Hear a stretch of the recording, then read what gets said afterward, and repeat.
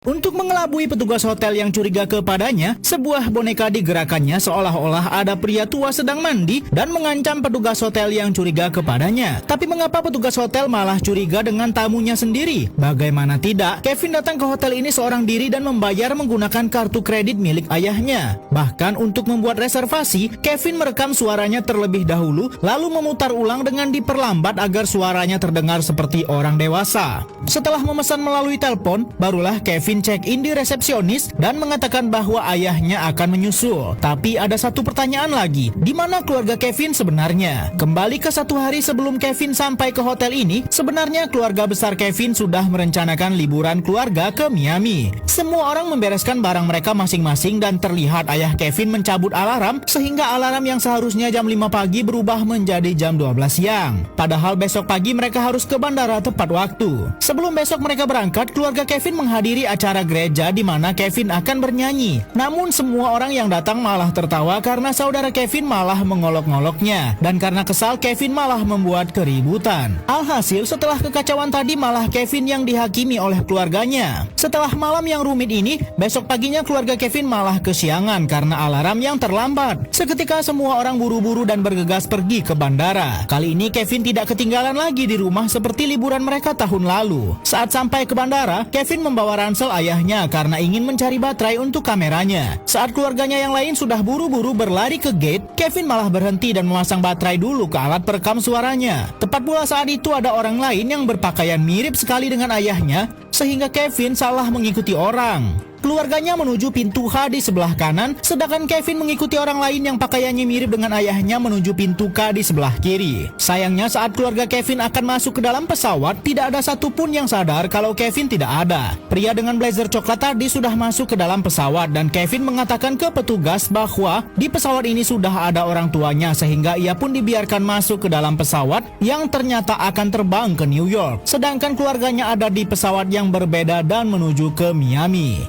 Setelah keluar dari pesawat, Kevin tidak melihat keluarganya sama sekali. Saat ia bertanya kepada petugas, akhirnya Kevin sadar kalau ia berada di kota yang berbeda dengan keluarganya. Dan bahkan keluarga Kevin baru sadar kalau Kevin tidak ada saat mereka mengambil bagasi dan ibunya pun langsung pingsan. Tapi bukannya merasa takut atau sedih, Kevin malah menikmati momen ini karena memang ia kurang suka liburan dengan keluarganya. Kevin jalan-jalan sendirian di kota yang sangat besar ini dan menikmati liburan dadakannya yang lebih menarik daripada keluarganya. Ayah dan ibu Kevin sudah mencoba lapor ke polisi selagi Kevin bersenang-senang. Tapi ada satu hal yang tidak Kevin sadari, bahwa di kotanya saat ini ada dua perampok yang sempat mencuri rumahnya tahun lalu. Mereka berpapasan namun sama sekali tidak ada yang sadar kalau mereka bertemu lagi di sini. Dua perampok ini sempat masuk penjara karena ingin merampok rumah Kevin dan sekarang mereka kabur dari penjara. Begitulah ceritanya, akhirnya Kevin kepikiran untuk memesan hotel mewah di kota ini dan membayarnya menggunakan kartu kredit milik bapaknya. Saat Kevin akan check-in, salah satu petugas sempat curiga dengan dirinya. Kevin masih mengaku bahwa ia datang ke New York bersama ayahnya dan sekarang ayahnya sedang ada urusan di kantor. Petugas yang mengantar Kevin ke kamarnya sempat ingin melihat isi tas Kevin namun untunglah ketahuan. Bahkan saat malam harinya, salah seorang petugas hotel yang curiga dengan Kevin nekat masuk ke dalam kamarnya dan untunglah dengan cerdasnya Kevin menggunakan sebuah boneka untuk mengelabui petugas bahwa seolah-olah ada seorang pria sedang mandi dan menggunakan rekaman suara seorang pria yang sedang marah besar untuk mengusirnya sampai membuat petugas hotel ketakutan. Sebuah mobil limosin akan membawa Kevin keliling kota, tapi ternyata salah satu petugas hotel masih menyimpan kecurigaan terhadap Kevin sehingga ia pun memeriksa kartu kredit yang digunakan oleh Kevin dan ternyata sudah ada laporan bahwa kartu tersebut hilang dan dicuri.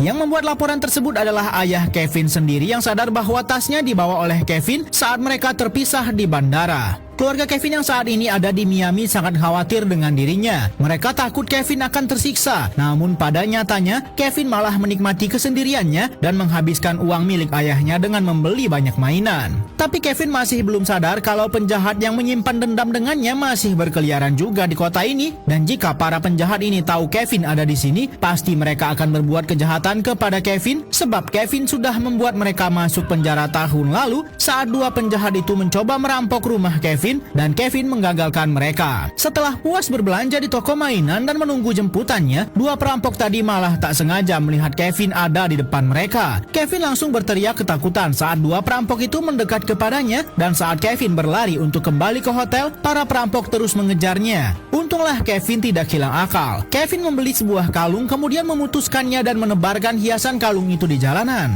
Rencananya berhasil untuk membuat perampok itu kesulitan mengejarnya. Namun saat Kevin kembali ke hotel, petugas sudah menunggu di depan dan langsung memergoki Kevin yang sudah menggunakan kartu kredit ayahnya secara diam-diam. Kini Kevin malah jadi buronan semua staf hotel karena sudah dianggap melakukan penipuan. Cepat-cepat Kevin kembali ke kamarnya dan mengambil beberapa makanan. Saat para staf masuk ke dalam kamar, Kevin langsung menyalakan TV dan memutar bagian saat ada pria dewasa berbicara. Semua staf mengira bahwa memang benar ada orang lain di kamar, dan Kevin juga memutar bagian di mana orang di televisi mengancam akan menembak mereka. Semua staf percaya dan ketakutan sehingga Kevin mendapat kesempatan untuk kabur. Tapi sial baginya, ternyata dua perampok ini sudah menunggu tepat di pintu belakang hotel. Kali ini Kevin tidak bisa berbuat apa-apa lagi dan hanya bisa pasrah dibawa oleh dua perampok ini. Namun saat di jalan, ide nakal Kevin kembali muncul. Ia mencubit wanita yang ada di depan mereka dan wanita ini mengira dua penjahat inilah pelakunya, dan saat mereka dipukuli, Kevin langsung kabur. Kevin berlari ke arah taman yang banyak anak-anak lain di sana, lalu ia bersembunyi di bagasi sebuah delman. Para perampok ini pun kehilangan jejak Kevin. Keluarga Kevin yang awalnya berniat liburan di Miami sudah mendapat kabar dari kepolisian New York bahwa Kevin ada di sana dan sudah menggunakan kartu kredit ayahnya. Mereka pun akan berangkat ke New York sekarang juga untuk mencari Kevin yang sudah tidak ada arah dan tujuan. Kevin mencoba datang ke rumah pamannya yang ada di sini, namun terlihat rumah itu sudah kosong dan tak terurus. Karena sudah tidak tahu lagi harus kemana, Kevin hanya bisa berkeliling sendirian dan ia pun mulai ketakutan karena banyak sekali bertemu orang aneh dan mengerikan. Sampai akhirnya Kevin berhenti di sebuah taman yang banyak sekali burung merpati di sana. Namun muncul seorang wanita yang menakutkan bagi Kevin. Ia mengira wanita itu akan jahat kepadanya, namun ternyata orang itu malah menolong Kevin. Sempat ingin kabur, namun Kevin merasa bersalah dan menyesal karena takut dengan seorang wanita yang ternyata baik. Karena sudah sama-sama tidak punya tujuan, Kevin dan wanita itu pun pergi bersama. Kevin merasa cukup lega akhirnya ia bertemu dengan seseorang yang baik di sini. Wanita ini pun tak punya siapa-siapa juga di sini dan hanya tinggal di sebuah gedung opera secara diam-diam.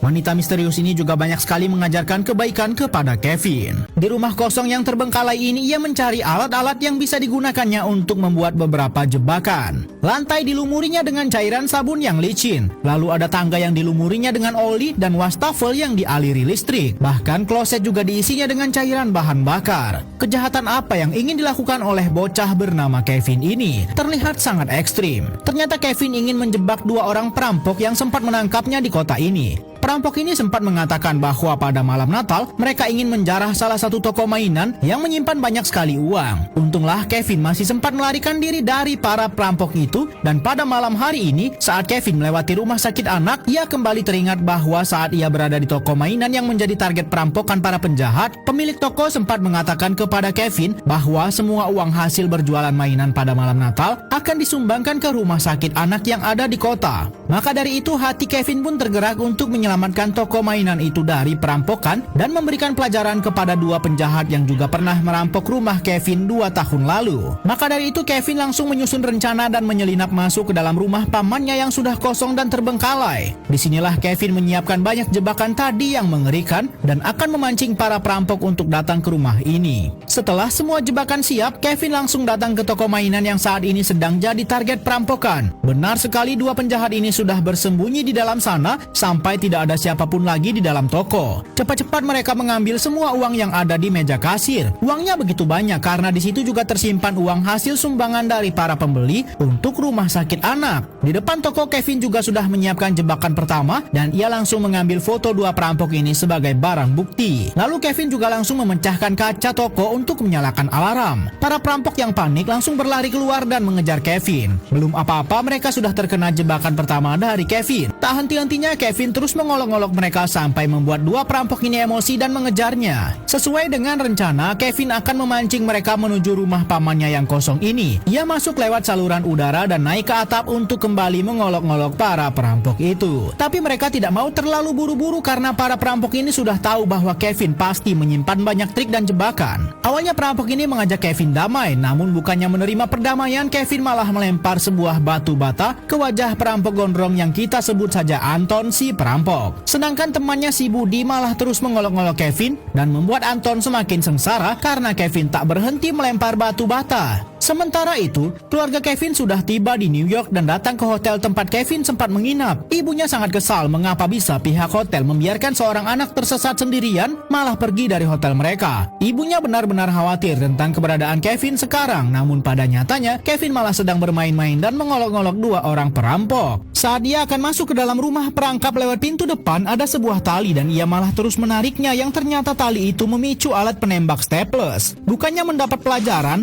Anton malah terus menariknya. Sementara itu rekannya si Budi ingin masuk lewat pintu belakang dan ia melihat ada sebuah tangga. Budi tidak tahu kalau tangga itu sudah dilumuri gel sabun sehingga sangat licin. Belum apa-apa mereka sudah banyak sekali terkena perangkap seorang bocil. Tak mau menyerah, Anton mendobrak pintu depan dan ia tak tahu kalau lantai bolong sehingga ia terjatuh ke ruang bawah tanah. Kesialan yang sama juga menimpa Budi. Saat ia mendobrak pintu belakang, ada kunci-kunci besi menghantam kepalanya. Para perampok ini benar-benar tidak menggunakan akal mereka sehingga mudah saja bagi mereka terkena perangkap yang dibuat oleh Kevin. Sampai-sampai kini wajah Anton dipenuhi dengan cat. Rencana yang dibuat oleh Kevin sangatlah matang. Bahkan saat Anton akan mencuci wajahnya, Kevin sudah mengaliri listrik di keran wastafel. Saat ini hanya Budi yang masih sehat dan bugar, tapi pada akhirnya Budi juga terkena jebakan saat ingin menyalakan lampu. Kevin sudah memasang pemantik api sehingga kini kupluk milik Budi terbakar. Dan saat ingin memadamkannya di kloset, ledakan besar terjadi karena sebelumnya Kevin juga sudah memasukkan cairan bahan bakar ke dalam kloset. Anton juga masih belum menyerah walau sudah sempat kesetrum listrik tegangan tinggi. Namun lagi-lagi ia hanya tersiksa oleh jebakan buatan Kevin. Setelah bersusah payah, akhirnya Anton dan juga Budi bertemu di rumah kosong ini. Kevin sudah berlari ke lantai atas, namun Budi sepertinya sudah mulai belajar dan tak mau langsung naik ke atas. Ia yakin akan ada perangkap lain. Dugaan Budi benar. Saat mereka pura-pura naik ke atas, Kevin sudah menyiapkan perangkap. Mereka terus berpura-pura dan mengira jebakan Kevin sudah selesai dan barulah mereka naik. Namun ternyata Kevin lebih pintar. Sudah ada jebakan ketiga yang sama sekali tak diduga oleh dua perampok ini. Kevin lagi-lagi memancing dua perampok ini ke arah jebakannya. Budi padahal sudah mendengar ada suara gemuruh yang disebabkan oleh jebakan Kevin. Namun mereka malah diam saja dan akhirnya kena geprek. Setelah semua jebakan berhasil, Kevin mencoba keluar rumah menggunakan tali yang sudah disiapkannya. Namun saat Anton dan Budi menggunakan tali yang sama, mereka merasa ada aroma minyak tanah di tali itu.